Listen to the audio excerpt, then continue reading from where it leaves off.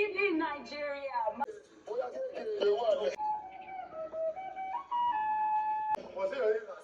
You don't think they're successful at your place.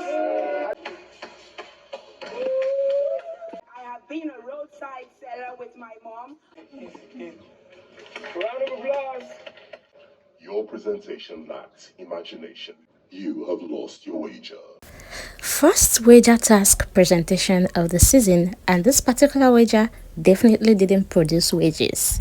Meanwhile, there is a situation I would like us to analyze at the end of this video. I want to know if I'm being biased or if I'm thinking right. Anyways, for this particular wager task, the housemates were given the team Unmasking, and when Big Brother read that brief when the HOH read that brief last week Monday, they were given instruction that it's going to be a ball, an unmasking ball. Okay, so from their outfits, starting with outfit 0, before we even move to the presentation involved. Well, Big Brother informed the housemates quite alright that the task wasn't about creative and hidden notes, that it was about revealing a truth that no one knows here.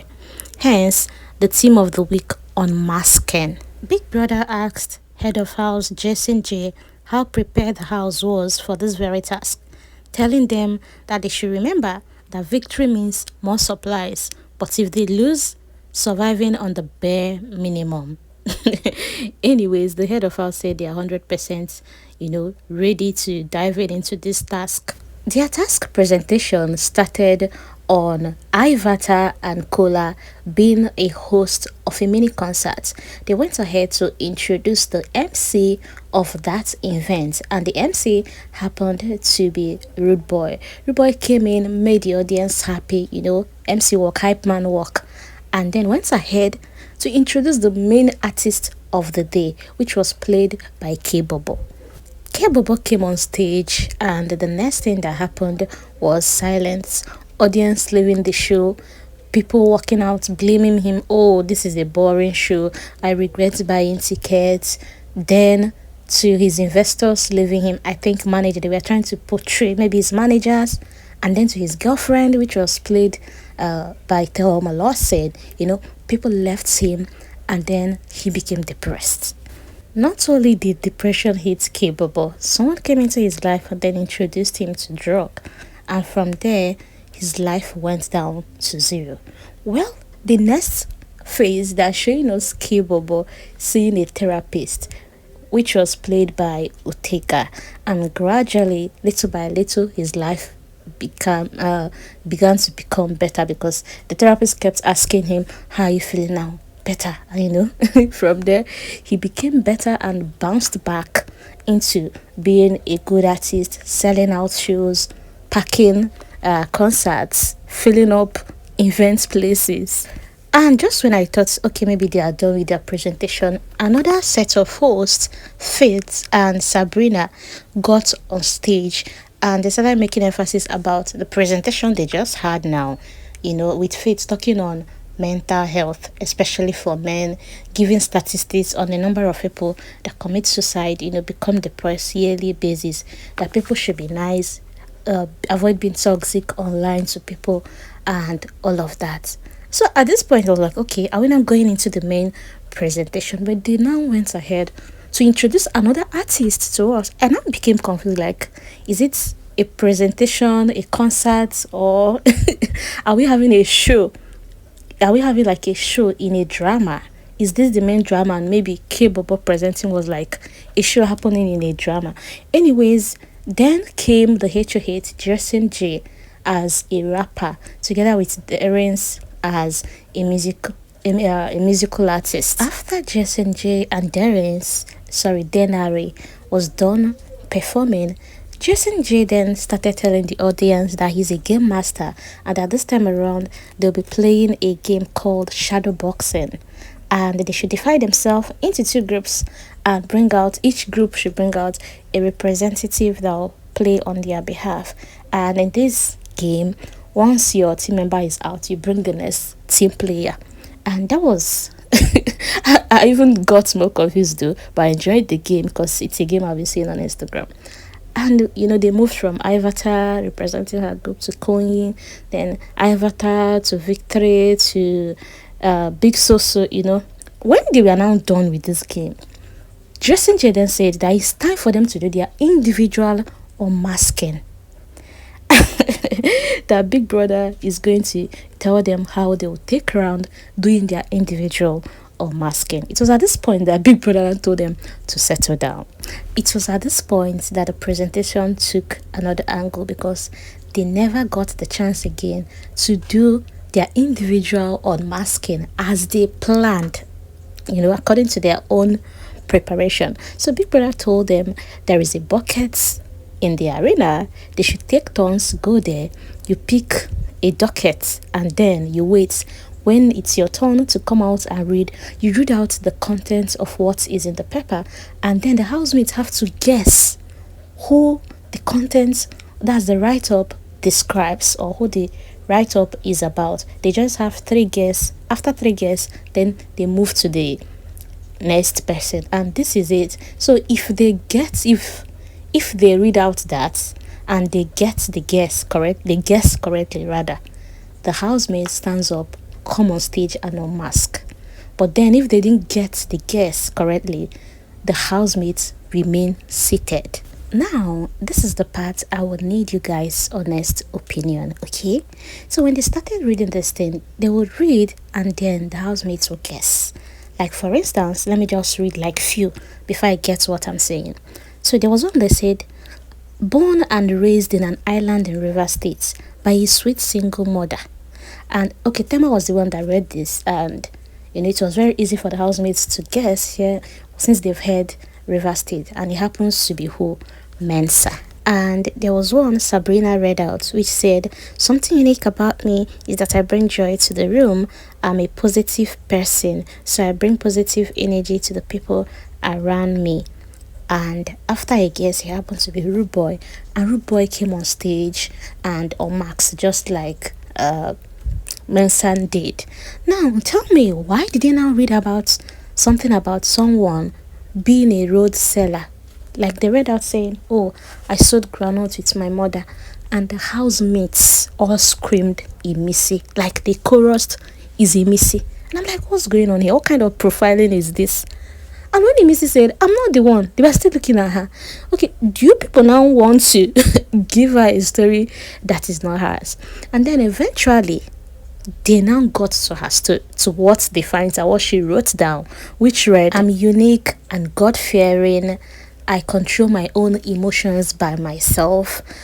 And when Mrs. said, that's me, the husband was still trying to guess.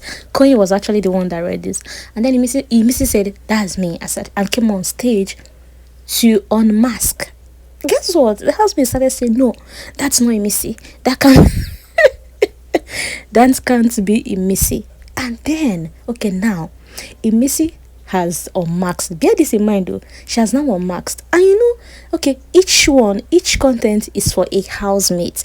Now tell me why a docket that Gigi Jasmine picked talked about I being the one behind the things that have been happening in the house, like hiding people staying, dropping cream, like they sprayed cream on Didi's shoe.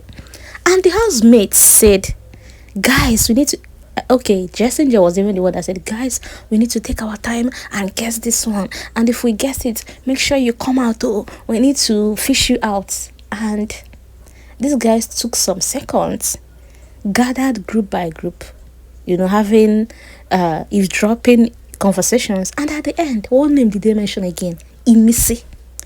And and the funniest thing? Okay, now they said Missy was like, I've unmasked already. Do you want me to undress?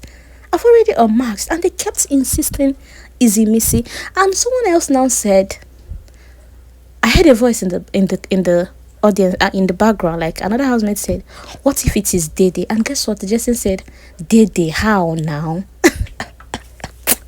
So the thing about profiling now is, you guys are working, okay, you're claiming you're in a game, right? And you get something like this. And now, Imisi has unmasked.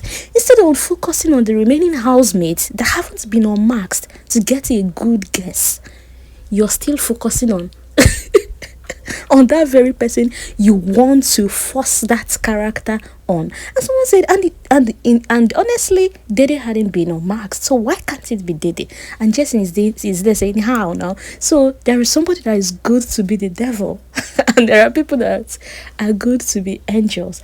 And I'm like, what's going on with this house? With like, come on, it can be anybody. It could be even the head of house. It could be Doris. It could be anybody. Why can't you guys open your eyes?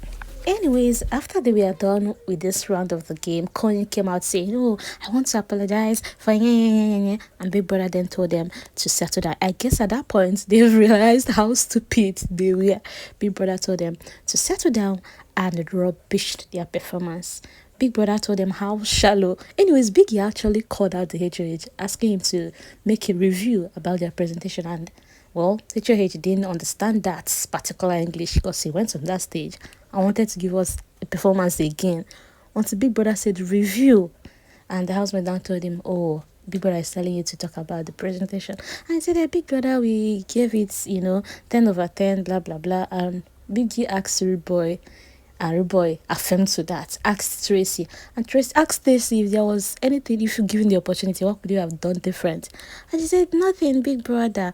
Anyway, Big Brother went ahead to, if any of the housemates know the meaning of a ball, and Gigi Jasmine stood up and explained that it's a party attended by royalties, and then Biggie gave them the right description and now asked if what they performed, if what happened today was close to the definition. He even started raising other issues like how they drag their feet and become reluctant when Big Brother calls them and ask if they think they are in their own house.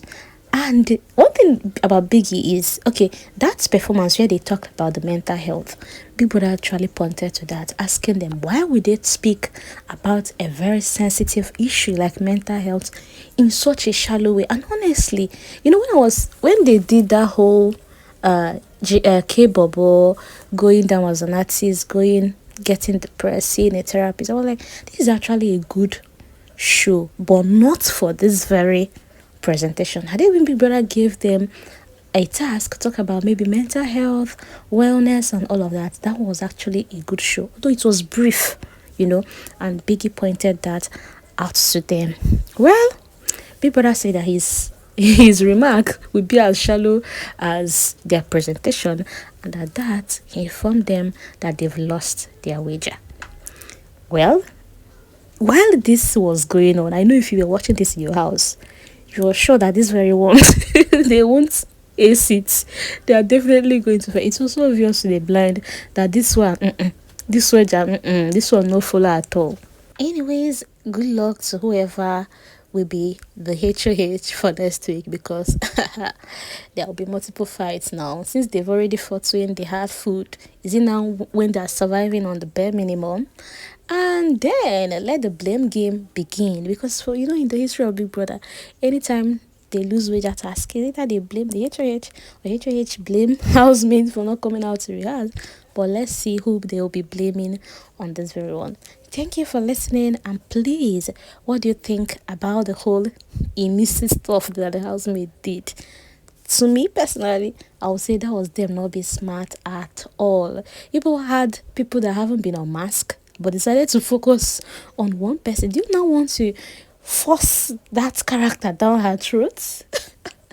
Anyways, I will be reading your comments. Thank you for watching, or rather for listening.